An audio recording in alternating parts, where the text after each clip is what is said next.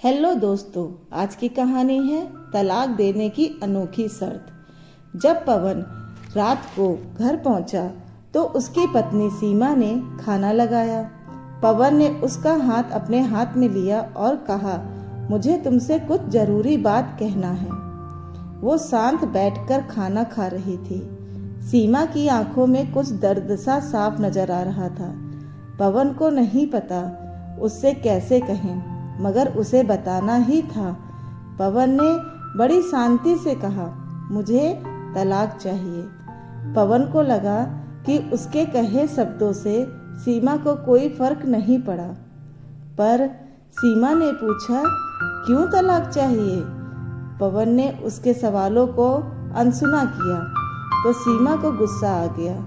उसने चम्मच उठाकर फेंक दिया और जोर से चिल्लाई, तुम इंसान नहीं हो। उस रात उन दोनों ने एक दूसरे से बात नहीं की। सीमा रो रही थी। सीमा जानना चाहती थी कि आखिर ऐसा क्या हुआ जो हमारा रिश्ता टूटने की कगार पर आ गया। पर पवन के लिए उसके सवालों का जवाब दे पाना नामुमकिन था। पवन अब किसी और से प्यार करने लगा था। उसका नाम आरती था। अब पवन को सीमा से प्यार नहीं रहा, पर पवन को अपने और सीमा के इस रिश्ते की इस दशा पर पछतावा भी था कि मैंने शायद सीमा को उसके बरसों के प्यार की सजा दी है। भरे मन से पवन ने तलाक के पेपर तैयार किए। उसमें लिखा था कि वह पूरा घर, कार और कंपनी की 50% शेयर ले सकती है इस तलाक के बदले में। लेकिन सीमा ने उन पेपर्स को रखा और उनके टुकड़े टुकड़े कर दिए। पवन के मन में बार बार यही विचार आए कि वो औरत जिसने मेरे साथ 10 साल बिताए थे, वो आज मेरे लिए अनजान हो चुकी थी। मुझे इन 10 सालों का जो उसने मेरे लिए बर्बाद किए, उसे कैसे लौटाऊं? मगर मैं क्या करूं? जो हो चुका है उसे मैं बदल नहीं सकता था, क्योंकि मैं किसी और से अपनी पत्नी से भी ज्यादा प्यार करने लगा था। आखिरकार सीमा के सब्र का बांध टूट गया था और वो फूट फूट कर पवन के सामने रोने लगी। पवन के लिए सीमा का रोना एक तरह से उसकी रिहाई की तरह था। तलाक की ये बात जो कई दिनों से पवन को परेशान कर रही थी, अब बिल्कुल साफ हो चुकी थी।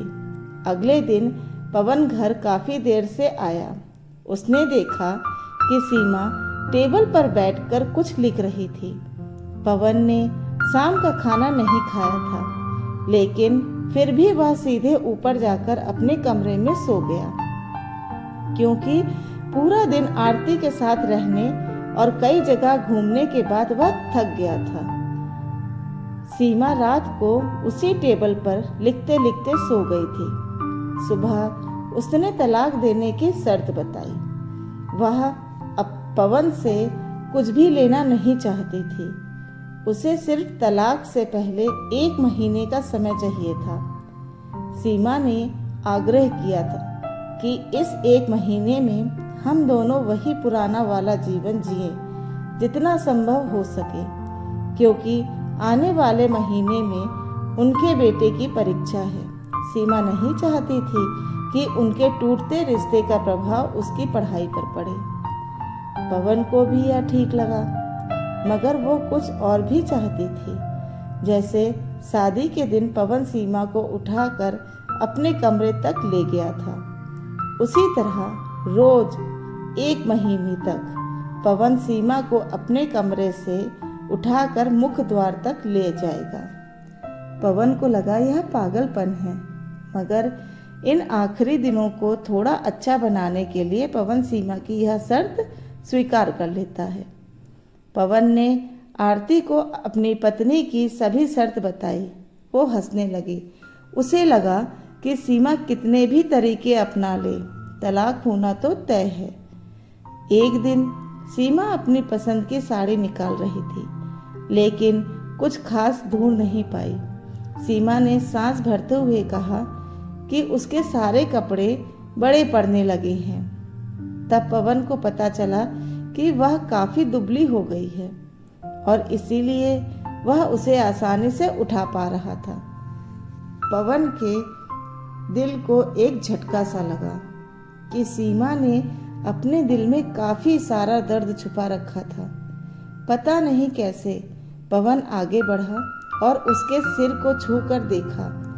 अचानक उनका बेटा आया और बोला, पापा, ये तो मम्मा को उठाकर बाहर ले जाने का समय हो गया है।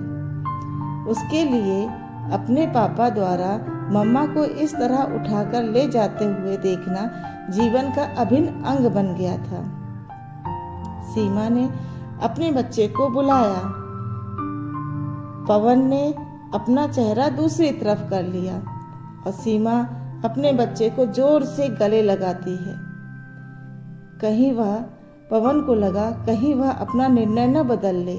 उसने अपनी पत्नी को रोज की तरह उठाया और बेडरूम से हॉल तक ले आया, मगर सीमा का इतना कम वजन पवन को परेशान कर रहा था। महीने के आखिरी दिन जब पवन ने उसे उठाया तो पवन के लिए एक भी कदम चल पाना मुश्किल हो रहा था। उनका बेटा स्कूल जा चुका था। पवन अपनी कार से ऑफिस गया और कार से कूदकर बाहर आ गया, बिना कार को लॉक किए। पवन को डर था कि अब एक पल की भी देरी मेरा इरादा बदल देगी। वह ऊपर गया। आरती ने दरवाजा खोला और पवन ने उससे कहा, सॉरी आरती, अब मैं अपनी पत्नी से तलाक नहीं लेना चाहता। आरती ने पवन को देखा और उसके सिर पर हाथ फेरकर कहा, तुम्हें बुखार तो नहीं है?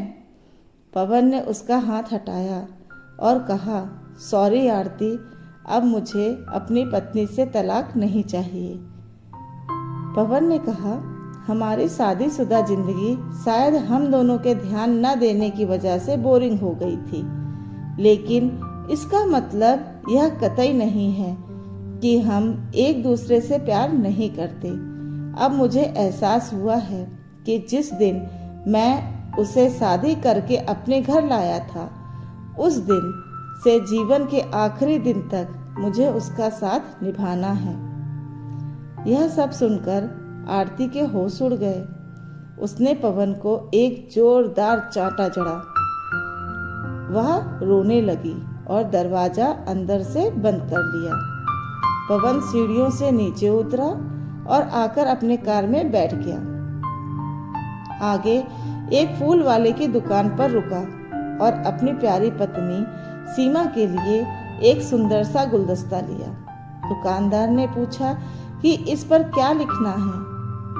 पवन मुस्कुराते हुए कहा कि मैं तुम्हें जीवन के आखिरी दिन तक यूं ही उठाता रहूंगा मेरी अर्धांगिनी। उस समय जब पवन घर आया हाथों में गुलदस्ता लिए तो उसके चेहरे पर एक मुस्कान थी।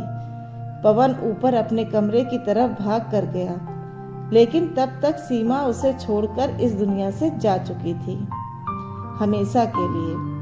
वो कई महीनों से कैंसर से लड़ रही थी, लेकिन पवन आरती के साथ इतना खोया हुआ था कि कभी ध्यान ही नहीं दिया। सीमा को पता था वह जल्दी ही पवन को छोड़कर जाने वाली है, इसीलिए सीमा पवन और उनके बेटे के रिश्ते को टूटने से बचाना चाहती थी। पवन के मन में केवल एक ही विचार उस समय आया कि मैं नीच उससे तलाक लेना चाहता था, लेकिन फिर भी उसने मुझे अपने बच्चे की नज़र में एक प्यारा पति और पिता बना दिया। जीवन की छोटी छोटी बातें रिश्तों में बहुत महत्व रखती हैं। बड़ा घर, बड़ी कार और बैंक बैलेंस ये खुशियों का हिस्सा जरूर बन सकते हैं, मगर अपनों के लिए बिना इनकी कोई कीमत नहीं है। धन्यवाद। अगर आपको मेरी कहानियाँ अच्छी लगती हैं तो इन्हें लाइक करिए और मेरे चैनल को सब्सक्राइब करिए प्लीज़। Thank you.